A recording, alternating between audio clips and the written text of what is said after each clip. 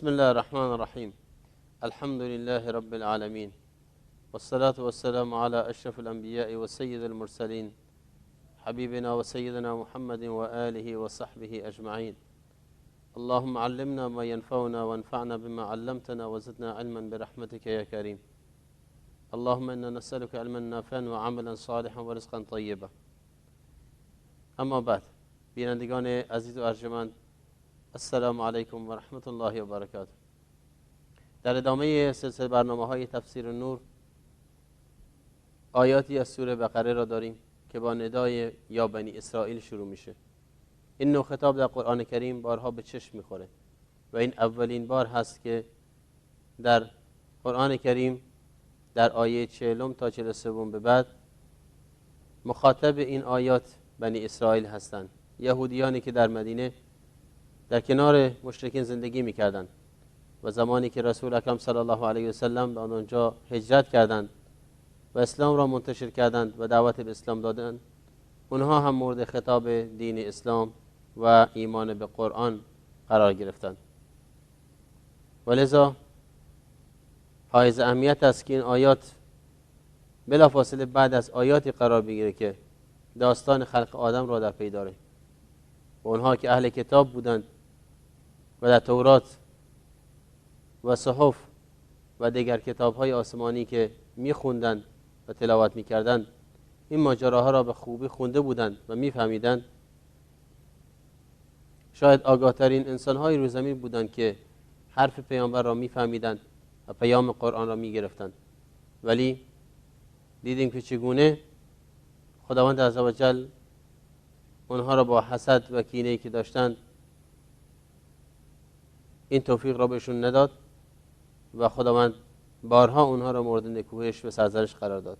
و این مثالی است برای هر انسانی که با علم و آگاهیش خداوند راهی را برای اون باز کرده تا اینکه به حق راهنمون بشه، اما با حسادت و کینه توزی این در خیر را برای خودش میبنده. این آیات را ابتدا بشنویم و سپس به شرح و توضیح و تفسیر اون بپردازیم. یا بنی اسرائیل اذکروا نعمتی التي انعمت علیکم و اوفوا بعهدی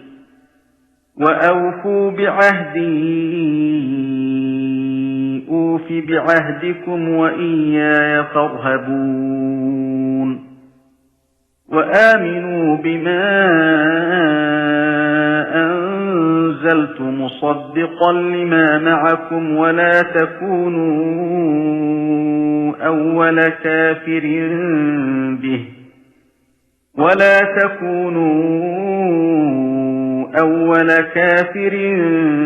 به ولا تشتروا بآياتي ثمنا قليلا وإياي فاتقون. بله، پس تفسیر آیات 40 تا 43 از سوره مبارکه البقره را امروز در پی داریم. این سوره که غالباً در این 3 آیات ندا و مخاطب جدید را با خودش داره، یهودیانی هستند که در مدینه زندگی میکردند و هرچند که فقط به آنها مختصر نمیشه، بلکه هر انسانی که در طول تاریخ علم و آگاهی داشته باشه از دین خدا، این ندا متوجه اونه. ولذا فرمود یا بنی اسرائیل. محورهای درس ما همطور که بر طبق روال با معانی و مفاهیم کلمات کار میکنیم و سپس به ترجمه آیات میپردازیم و در نهایت بعد از شرح و تفسیر آیات درس عبرتها را بازگو میکنیم. ابتدا همطور که دانستید چرا در اینجا ذکر بنی اسرائیل اهمیت داره؟ به چند دلیل. اولا یهود اهل کتاب با داشتن تورات و صحف و اطلاع بر کتابها، پس بنابراین علم این حقیقت را داشتند که خداوند عزوجل آدم اول را چطوری آفریده و سیر تکاملی انسان در طول تاریخ بشریت با بعثت رسول و انزال کتب چگونه بوده.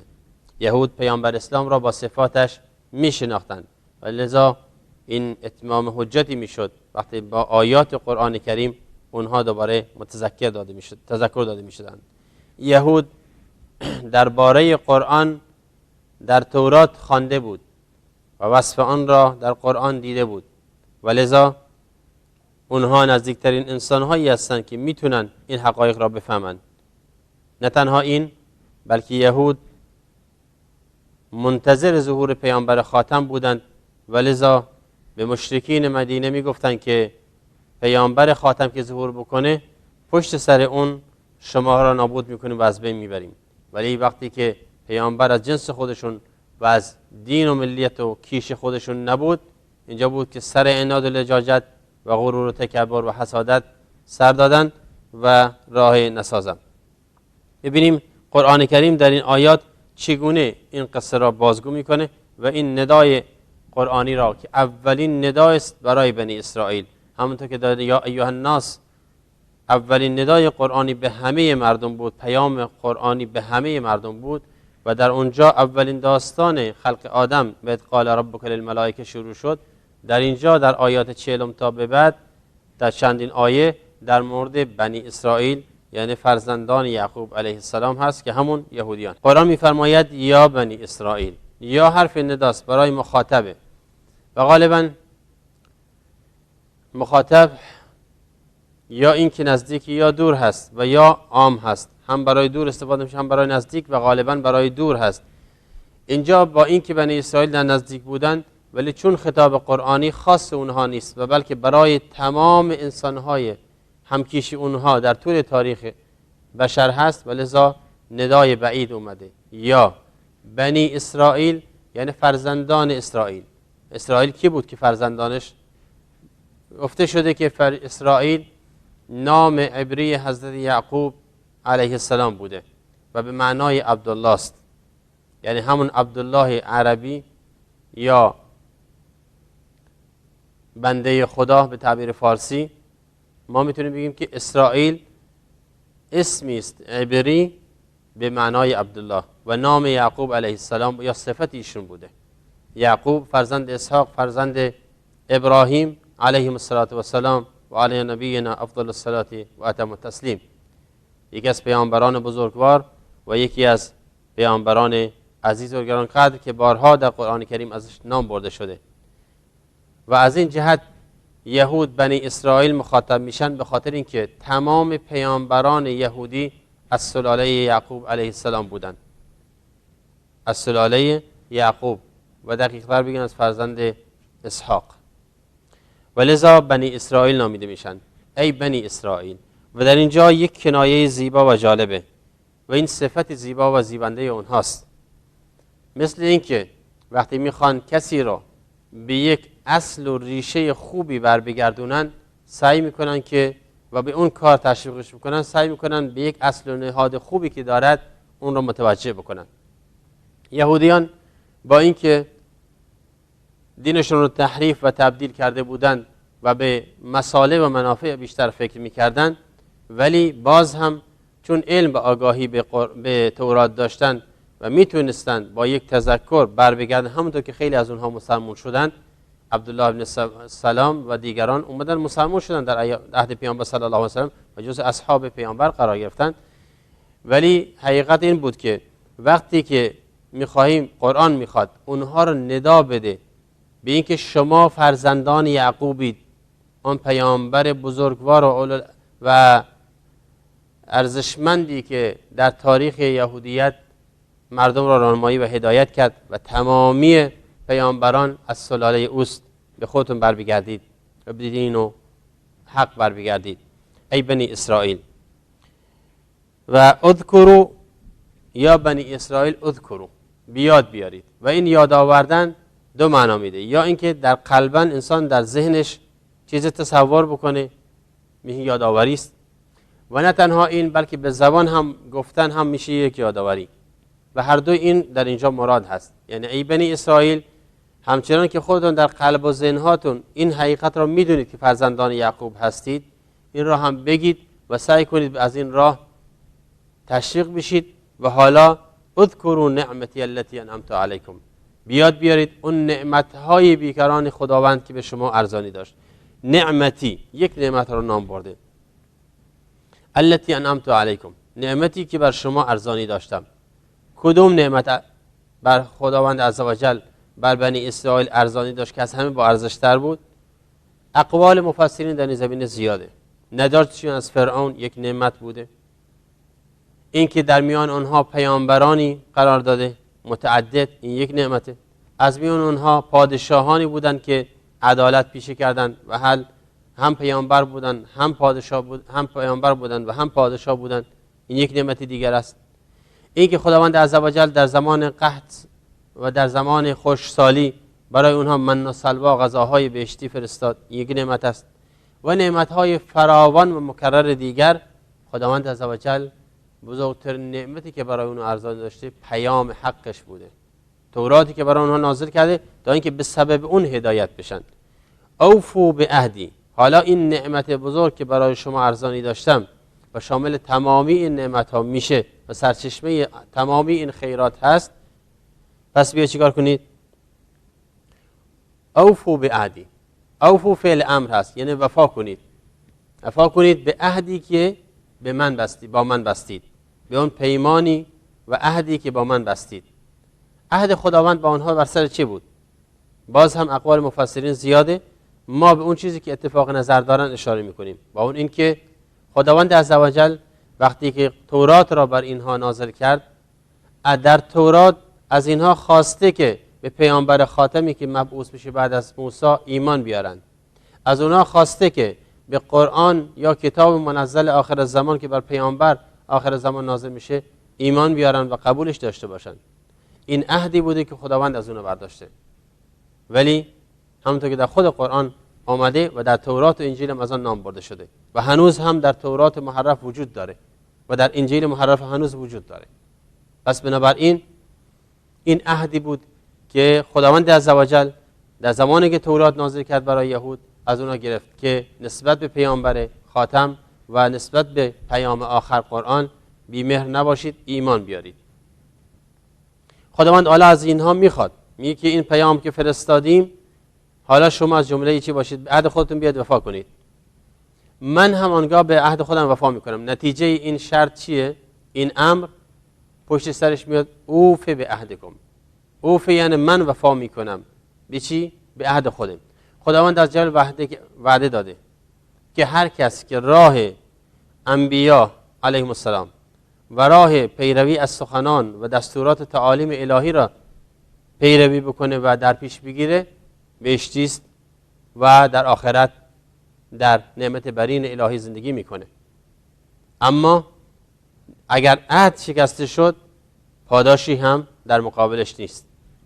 و ایای فرهبون یعنی فقط تنها از من رهب و وحشت داشته باشید و از من بترسید. چرا؟ چون انسانی که عهد شکنی میکنه باید منتظر جزا و کیفرش باشه. کتاب الله کتاب الله کتاب الله. پس بنابراین اینجا یک نوع تهدید هست و در ضمن یک نوع انذار و تهدید و در ضمن یک نوع انحصار و حصر کردن ترس و وحشت از ذات باری تعالی است.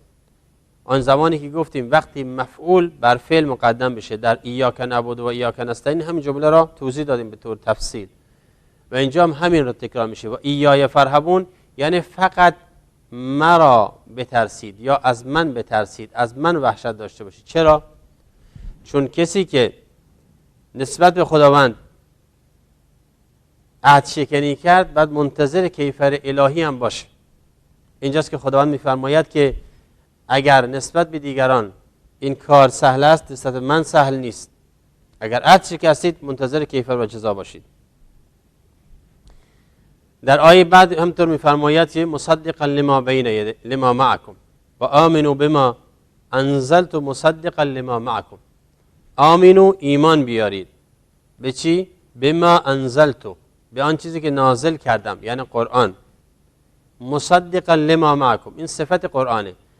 قرآنی است که تصدیق کننده آن چیزی که پیش شماست یعنی تورات. پس صفت قرآن اینه که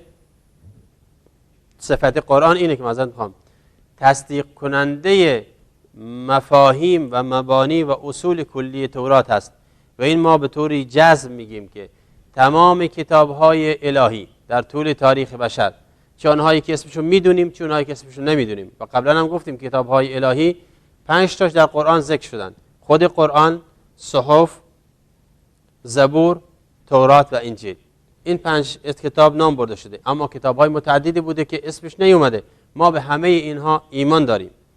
همه این کتاب‌ها تصدیق کننده یکدیگر هستند، یعنی در اصول کلی، در اصول عقیدتی و خداشناسی، در اصول اخلاقی و حتی در اصول فقه و مبانی کلی، اینکه مصالح و منافع انسان‌ها را رعایت بکنند و به خیر و صلاح یکدیگر بیاندیشند و باعث سعادت اونها بشه، در همه اینها با هم برابر و یکسان هستند و بلکه تصدیق کننده یکدیگر هستند.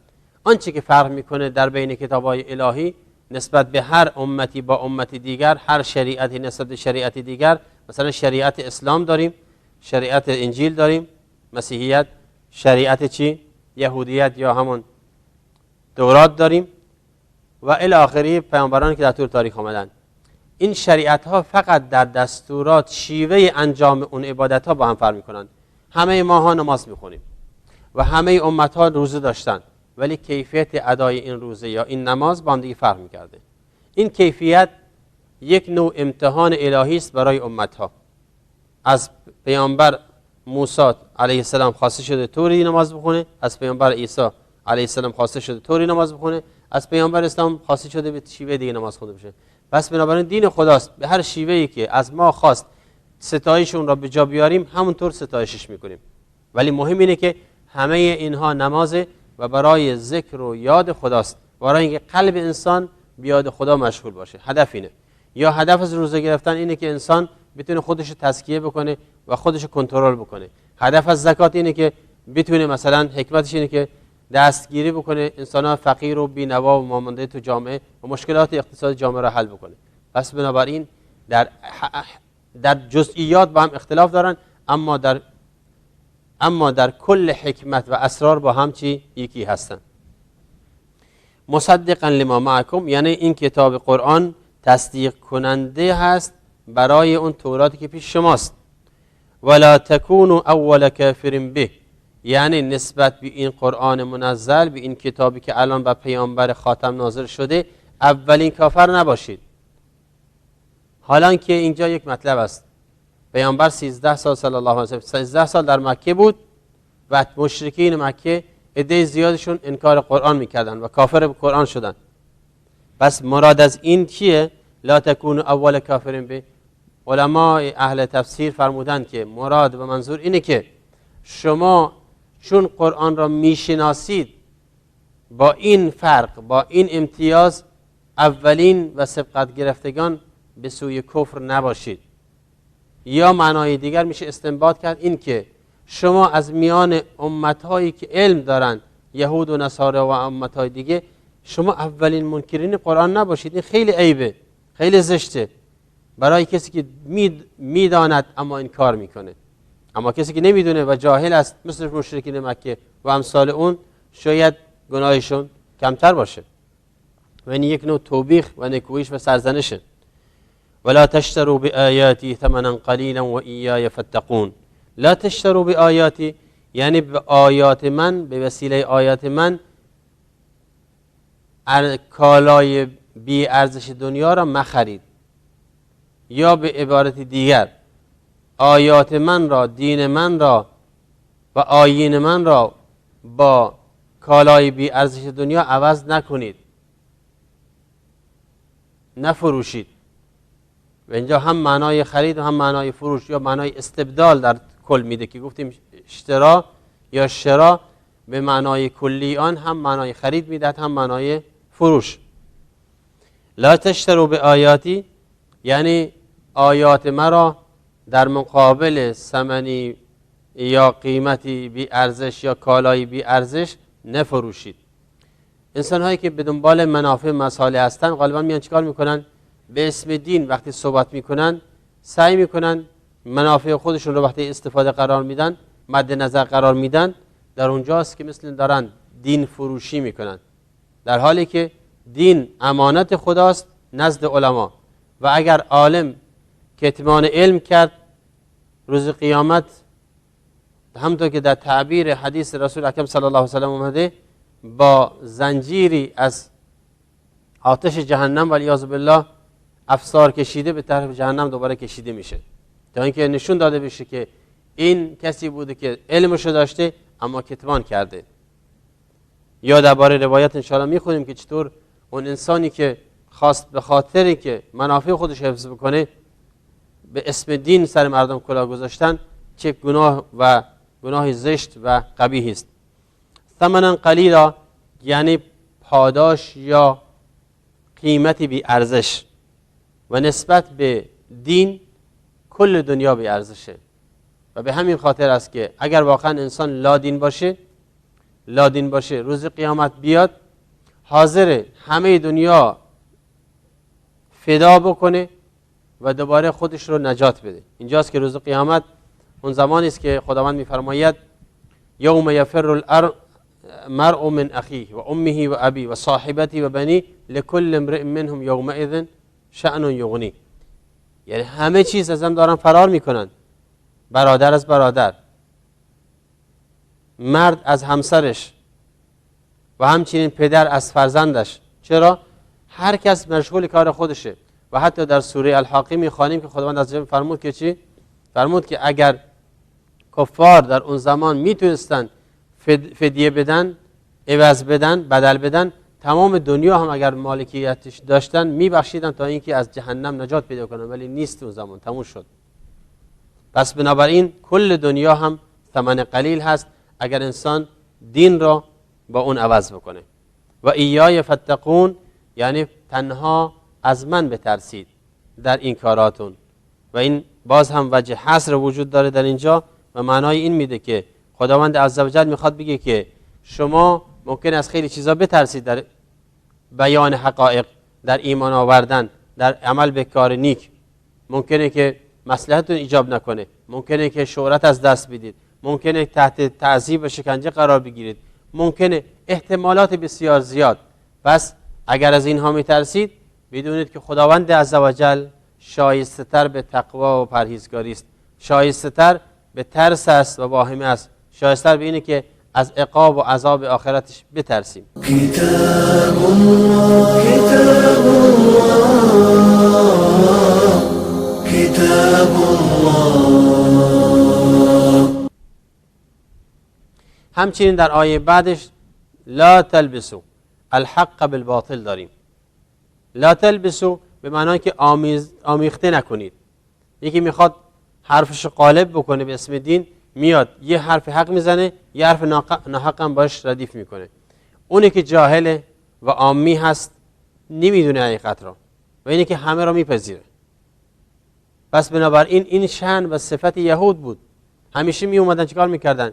یه حرف درست یا حرف نادرست را کنار هم قرار میدن، حق و باطل را با هم به خورد مردم میدادن. اینجاست خداوند فرمود لا تلبسوا الحق بالباطل، یعنی حق و باطل را کنار هم به خورد مردم ندید، آمیخته نکنید به هم دیگه. ولا تکتموا الحق یعنی حق را نپوشانید. بعضی وقتا می بود که نه تنها این کار بلکه حقایقی که بود از احکام دین زیر پا میگذاشتن و به شیوه دیگه عمل میکردن. این کتمان حق بود، یعنی پنهان کردنش به طور کامل. و انتم تعلمون یعنی چی؟ یعنی شما دارید این کارا میکنید در حالی که میدونید حقایق چیه. حالا کتمان حق در اینجا منظورش چیه؟ ایمان به پیامبر، حقانیت قرآن و حقانیت پیامبر صلی الله علیه و سلم. ممکنه اینها مراد باشه و هستم، چرا که قرآن کریم در خلال این آیاتی که در این سوره ها این آیات گذشت ما دونستیم که دعوت به قرآن و دعوت به نبوت پیامبر، پذیرفتن پیامبر، نبوت پیامبر صلی الله علیه و سلم. و اینجا در رتبه اول این مطلب از یهود میخواسته میشه که بیاید ایمان بیارید و پشت سرش بهش میگه که لا تلبسوا الحق بالباطل ولا تکتموا الحق، و حق را کتمان نکنید در حالی که شما میدونید که محمد پیامبر بر حق صلی الله علیه و سلم و قرآن کتاب بر حقه. ولذا اونها رو دستور داد به چی؟ به اوامری که هر مسلمان و مؤمنی بهش خطاب داده میشه. فرمود و اقیموا الصلاه و آتوا الزکات وارکعوا مع الراکعین و به نماز بپادارید و زکات ادا کنید و با رکوع کنندگان به رکوع بروید. منظور از اقامه نماز را قبلا توضیح دادیم و همچنین در مورد آتوا الزکا اینجا یه مبحث جدیدی مختصر باز میکنیم و اون این که اقیم الصلاة نماز بپادارید با اون شیوه کاملش خدا پسندانه که خدا بپذیره. آتوا الزکا یعنی چی؟ یعنی زکات را ادا کنید، بدید، چون زکات ماله و باید داده بشه. به کی؟ به فقیر، به محتاج، به اون که نیازمنده. و زکات مالی است که 2.5% یا یک چهلم مال تجاره است. اگر که سال ازش بگذره یک ثروتمند درآمد سالیانش وقتی حساب میکنه سر سال ببینه که چقدر فایده خالص داره، از اون فایده خالص 2.5% به عنوان زکات اخراج میکنه، میده به چی؟ فقیر و فقرا. زکات را این مال را بهش گفتن زکات به دو علت، یا این که به معنای تزکیه میاد یعنی پاک کردن، چون مال ناخالصی داره، شبهات داره، حلال حرام داره، حق کشی داره، پس بنابراین با این 2.5% میشه چیکار کرد؟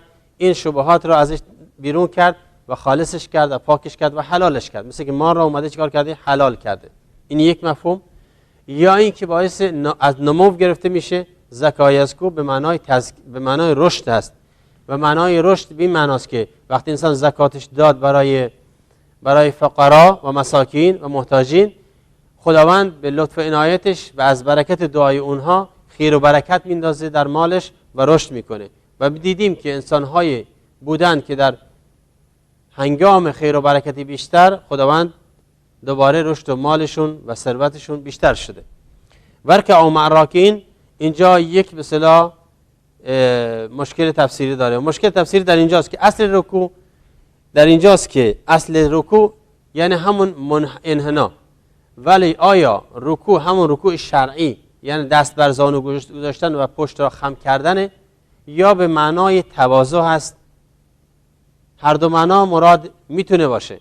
به خاطر اینکه وقتی گفت اقیم الصلاة، چون یهود مخاطب هستن، در نماز یهود رکوع نبوده، پس بنابراین ازشون خواسته شده که رکوع هم برن، یعنی مثل مسلمان ها نماز بخونن و در جمع مسلمان ها بیان. این یک معنا و معنا معقوله.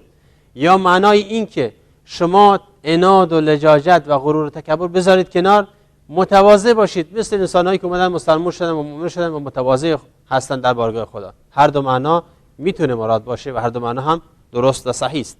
كتاب الله كتاب الله كتاب الله. ترجمه آیات با توجه به این مفاهیم میتونیم بگیم که ای بنی اسرائیل، بیاد آورید نعمتی را که خداوند بر شما ارزانی داشت، یا نعمتی را که بر شما ارزانی داشتم، چون خداوند از خودش میگه، و به عهد و پیمان من وفا کنید تا من به عهدم با شما وفا کنم و تنها از من بترسید. آیه بعد به ما میگه که و ایمان آورید به آنچه که نازل کردیم، در حالی که تصدیق کننده چیزی است که با شماست، یعنی قرآن تصدیق کننده توراته، و از اولین کافران به آن نباشید و آیه های مرا یا سخنان مرا به بهای بی ارزش نفروشید و تنها از من بترسید. آیه بعد ما میگه که و حق را با باطل نیامیزید و حق را کتمان نکنید حالان که آن را میدانید، و نماز را بپادارید و زکات را بپردازید و با نمازگزاران به نماز بایستید یا با متواضعان تواضع کنید. پس بنابراین با توجه به این مسائل میتونیم لب مطلب را در یک جمله خلاصه کنیم. كذلك ما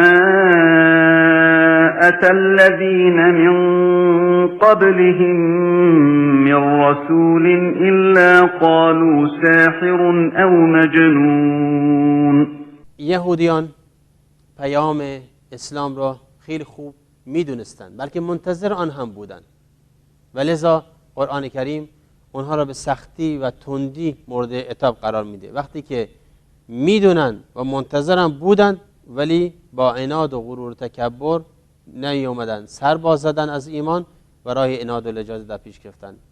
هر انسانی، این آیه خاص یهود نیست، هر انسانی که دانسته حق را پشت سر بگذارد، لحن شدید قرآن در نکوهش و عتاب متوجهش میشه. این جمله خیلی سنگینیه ولی حقیقت داره، چون اونی که علم داره با اونی که علم ندارد یکسان نیست. پس بنابراین اگر علم و بصیرتمون را در جهت قرآن به کار انداختیم که انشاءالله اینطور باشیم، امیدواریم این حقایق را از قرآن خوب بگیریم و سعی کنیم به اون خوب عمل کنیم تا اینکه هم در دنیا سعادتمند باشیم هم در آخرت سرفراز و رستگار. موفق و مؤید باشید. السلام علیکم و رحمت الله و برکاته. كتاب الله